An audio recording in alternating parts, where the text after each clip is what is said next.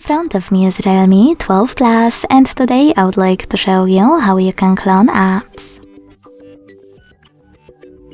Begin by opening Settings and scrolling down to access apps.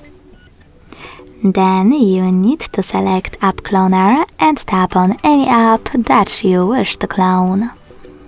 Finally, use gray sweater next to Create App Clone. Wait and adjust those two options. You can rename your app and hit Save to save its new name.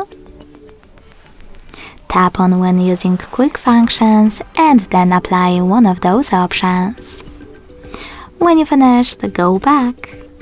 So now when I check my app, I can see that it was successfully cloned. To delete this clone, go back to the same settings and use No Blue Switcher. Then hit Delete in the pop-up. Thanks so much for watching. If you enjoyed this video, leave a like, comment and subscribe. Bye!